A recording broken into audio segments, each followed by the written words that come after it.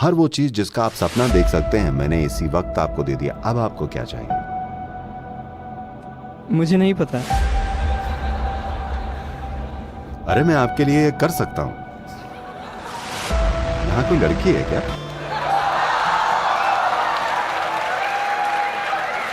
मान लीजिए मुझे एक जॉब चाहिए। मैं अभी एक जॉब के लिए कोशिश कर रहा हूँ।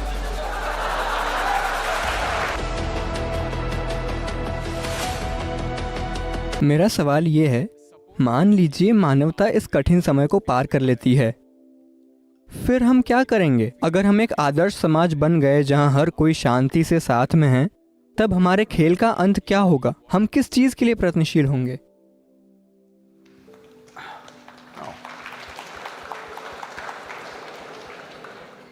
आपके और इन लोगों के बीच कोई डील है क्या?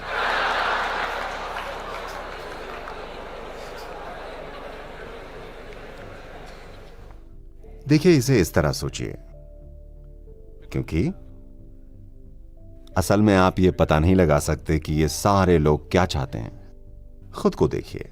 अभी आप सोच रहे हैं कि आपको एक इंजीनियर बनना है। मान लीजिए मैं आपको इसी पल एक इंजीनियर बना दूं। फिर आप सोच रहे हैं आपको एक जॉब चाहिए, मैंने जॉब दिला दिया। फिर आप प्रमोशन की सोच रहे हैं, मैंने करवा दिया। फिर आपको एक अवार्ड चाहिए, मैंने दिलवा दिया। फिर आपको लगता है कि आपको दौलत चाहिए, मैंने ठीक अभी आपको दे दी। हर वो चीज जिसका आप सपना देख सकते हैं मैंने इसी वक्त आपको दे दिया। अब आपको क्या चाहिए? मुझे नहीं पता। अरे मैं आपके लिए ये कर सकता हूं।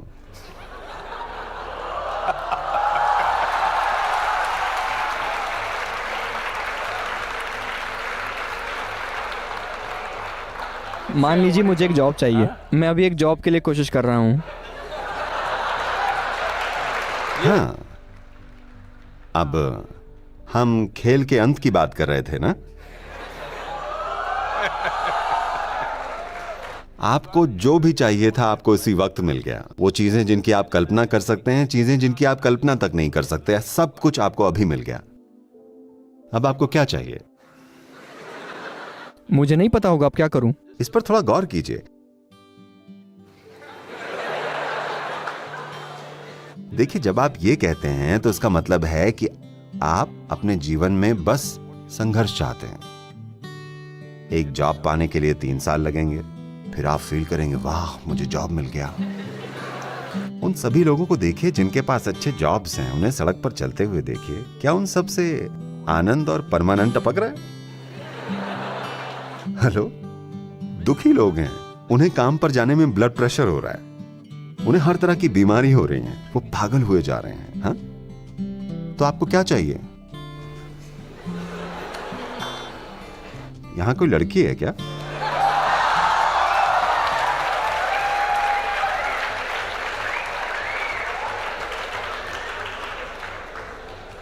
आपको क्या चाहिए?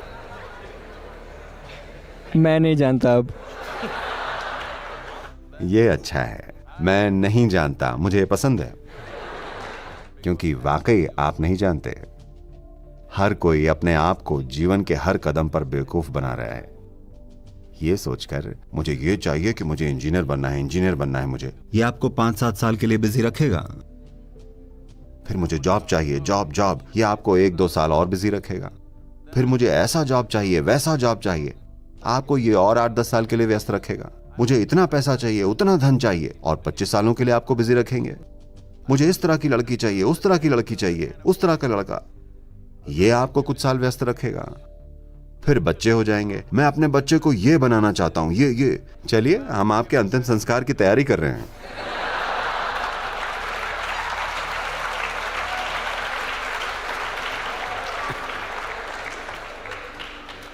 आपको यह समझना पड़ेगा, आपको बस इतना समझना पड़ेगा, चाहे अभी आप अपने जीवन को हर तरह के संदर्भ दे रहे हैं, असल में आप जिसे अपना जीवन कहते हैं वो बस समय और ऊर्जा का एक खास कॉम्बिनेशन है। हाँ, यहां बैठे हुए हम सबके लिए समय निकलता जा रहा है। क्या आप इसे पीछे कर सकते हैं? आप एक इंजीनियर हैं, क्या आप इसे पीछे पलट सकते हैं? कल फलदायी नहीं था तो मैं इसे पीछे धकेल दूंगा, कर सकते हैं? नहीं, ये हम सब के लिए निकला जा रहा है। यहाँ जो टिक टिक हो रहा है वो घड़ी नहीं है, ये हमारी जिंदगी निकलती जा रही है कि नहीं? जब से हम यहाँ आए हैं और बैठे हैं, आप अपनी कब्र से आधे घंटे नजदीक हैं। चाहे आप कितने भी जवान हो, आप वहीं पहुंचने वाले हैं, है ना? हाँ या ना? तो ये एक समय अवधि है और उस समय को कोई मैनेज नहीं कर सकता, क्योंकि ये सब के लिए एक ही गति से जा रहा है। आप कुछ करें, आप कुछ ना करें, आप सोए हों, आप जागे हों, खुश हों, दुखी हों, आप चाहे जो कर लीजिए, ये बड़ी निर्दयता के साथ निकलता जा रहा है ना? तो एक ऊर्जा है जिसे आप जीवन कहते हैं। इसे आप कई स्तर तक ले जा सकते हैं। अगर आप ऐसे हैं, मैं क्लासरूम एक्सप्रेशन की बात कर रहा हूं।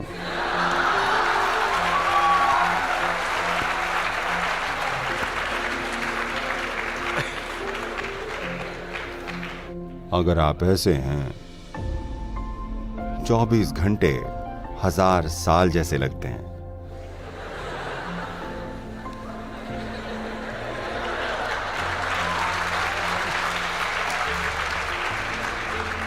लेकिन आप देखेंगे किसी एक दिन आप बहुत खुश हैं, 24 घंटे पुफ एक पल जैसे निकल गए। हाँ या ना?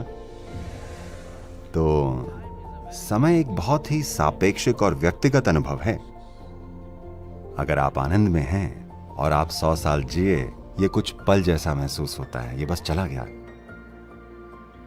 सिर्फ दुखी लोगों की लंबी जिंदगी होती है, क्योंकि अगर आप दुखी हैं तो आपको हमेशा यह लगेगा कि जिंदगी बहुत लंबी है, आप इसे छोटा करना चाहेंगे। पर अगर आप आनंद में हैं तो जितनी संभावनाएं एक इंसान में मौजूद हैं, इससे पहले कि आप उन्हें खोज पाएं, ये खत्म हो जाती हैं। सच में इसमें इतनी सारी संभावनाएं छुपी हैं। तो आपको अपनी ऊर्जाओं को मैनेज करने की जरूरत है, क्योंकि जीवन एक खास मात्रा की ऊर्जा है, यह असीमित नहीं है, पर इसे बढ़ाया जा सकता है। मान लीजिए आप ऊर्जा के एक स्तर पर काम करते हैं, तो जो आप 10 साल में कर पाएंगे, उसी चीज को आप 1 साल में कर सकते हैं अगर आप ऊर्जा के एक दूसरे स्तर पर काम करें। मान लीजिए ये दोनों लोग 100 साल जिए, तो उनके प्रभाव और उनके अनुभव की गहनता की अगर बात हो, तो एक इंसान 1000 साल जिया और दूसरा 100 कष्टदायी साल। तो आप बस इतना ही कर सकते हैं।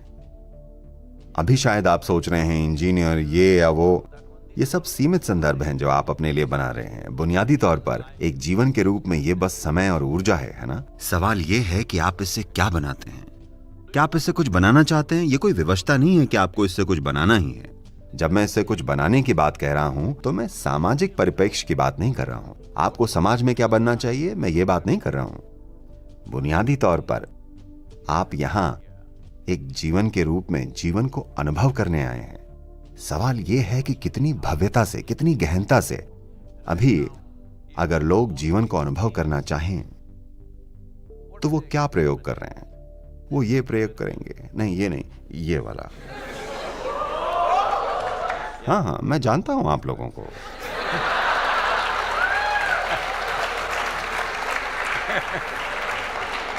या फिर वो ये प्रयोग करेंगे या कुछ और करेंगे। वो प्रयोग ये कर रहे हैं कि अपनी क्षमताओं को नीचे कैसे लाया जाए। पता है, अमेरिका के कुछ राज्यों ने गांजे को लीगल कर दिया है। तो जब मैं वहां के कुछ कॉलेज या विश्वविद्यालयों में गया तो मुझसे पूछते हैं, सदगुरु आप इस बारे में कुछ क्यों नहीं कहते? आपको हमारे लिए गांजे को लीगल करवा देना चाहिए। मैंने कहा नहीं, कोई प्रॉब्लम नहीं है, हम गांजे को लीगल करवा देंगे, कोकेन को भी लीगल करवा देंगे, मेथ को भी लीगल करवा देंगे। क्या प्रॉब्लम है? कोई प्रॉब्लम नहीं है। बस इतनी सी बात है कि आप इसे क्यों लीगल करवाना चाहते हैं, ताकि आप फूंक कर कॉलेज आ सकें, है ना? चलिए ये ठीक है।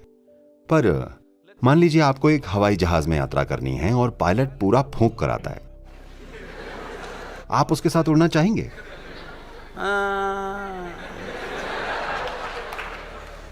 क्योंकि ये बंदा तो बिना हवाई जहाज के उड़ रहा है।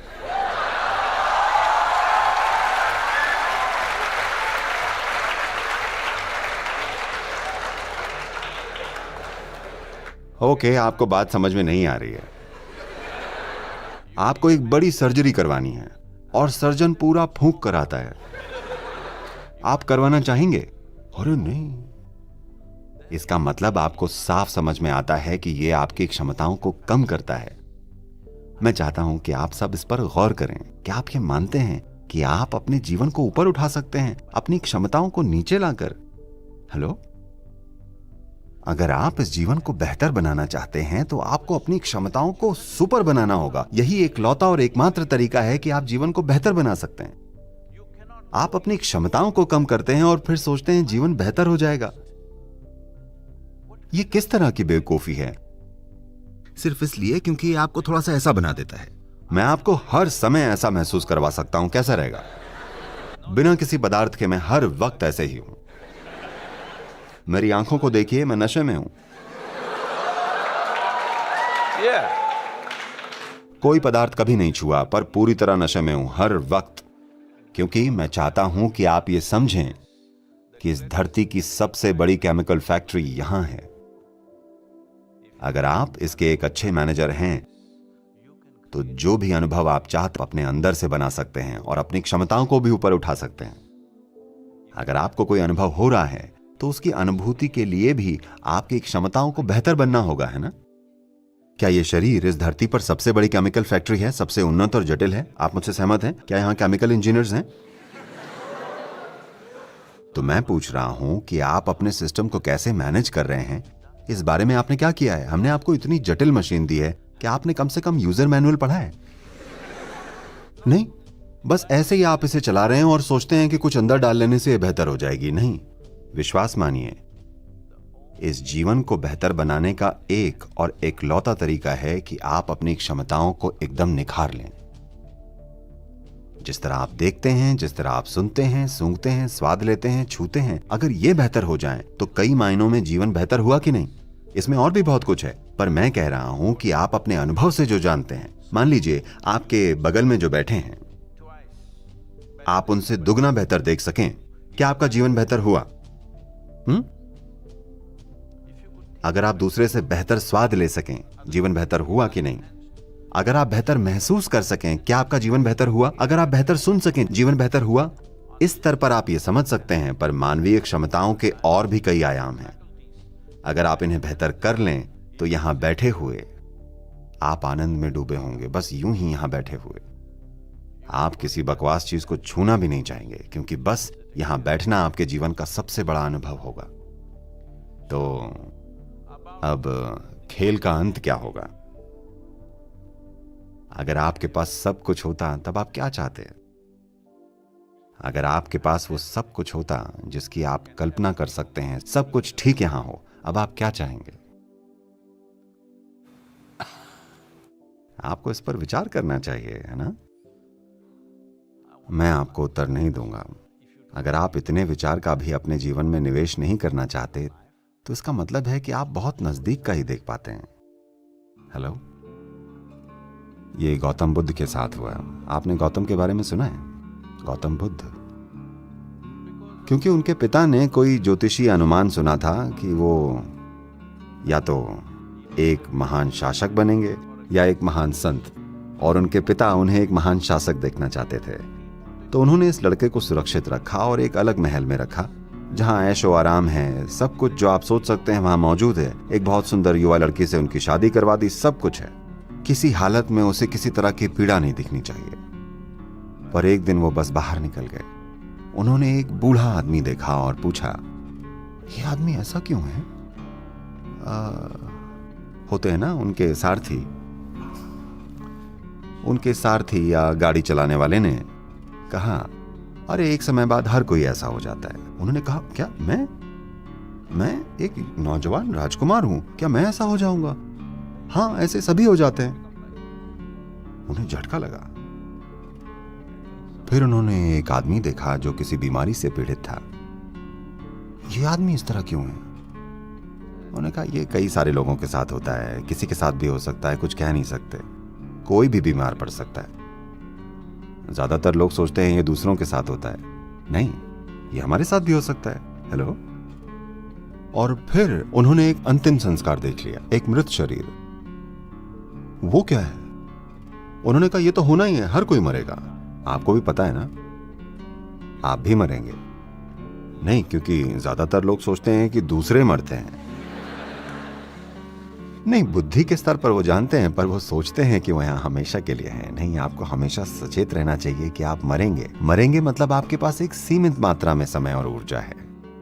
अगर आप इस बारे में हमेशा जागरूक हैं, तो आप अपने समय और अपनी ऊर्जा को कैसे व्यवस्थित करेंगे, आप डिसाइड कीजिए। अगर आपको लगता है कि आप सुपर ह्यूमन हैं, आप मरने वाले नहीं हैं, दूसरे ही मरते हैं, ऑल द बेस्ट। ये दिन आएगा, आप इसे अपनी मृत्युशैया पर समझकर फिर मर सकते हैं। देखिए, कुछ लोग शायद सोचेंगे कि ये कुछ ज्यादा ही है, पर आपको बीमारों के लिए बनाए किसी घर या किसी हॉस्पिटल वार्ड में जाकर सेवा देनी चाहिए जहां लोग मरते हैं। आपको ये देखना चाहिए, ये बहुत जरूरी है, बहुत बहुत जरूरी है। तभी आप जीवन के प्रति संवेदनशील बनेंगे, जीवन अत्यंत मूल्यवान हो जाएगा, क्योंकि आपको पता है कि ये सीमित समय अवधि है। अगर आप ये देखें तो दुर्भाग्यवश आज दुनिया में 80% से ज्यादा लोग जब आखिरी पल आता है, जब वो मर रहे होते हैं, तो वो डरे हुए नहीं होते हैं, वो पीड़ा में नहीं होते हैं और कोई भाव नहीं होता है, वो बस हैरान होते हैं। हैरानी की एक झलक उनमें दिखती है, क्योंकि सारी जिंदगी उन्होंने बस अपने विचारों और भावनाओं को जिया है, जीवन कभी जिया ही नहीं है। ये जरूरी है, आपको ये समझना ही चाहिए कि एक मनोवैज्ञानिक सच्चाई है जो आपके सिर में है और एक अस्तित्व की सच्चाई है जो जीवन है। ज्यादातर लोग अपनी मनोवैज्ञानिक चीजों को अस्तित्व की सच्चाई समझने की भूल कर रहे हैं। आपके विचार और भावनाएं ब्रह्मांड से ज्यादा महत्वपूर्ण हो गए हैं, है ना? हेलो? हाँ? आप जो भी सोचते हैं, जो भी बकवास आप सोचते हैं या फील करते हैं, क्या वो इस ब्रह्मांड से भी ज्यादा महत्वपूर्ण नहीं हो गया है?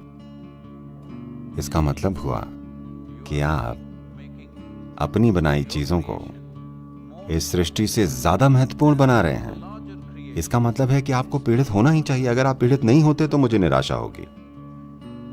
हाँ, मुझे होगी, क्योंकि अगर आपकी अज्ञानता आपको पीड़ा नहीं पहुंचाती, फिर क्या, तब मेरा यूज क्या रह गया?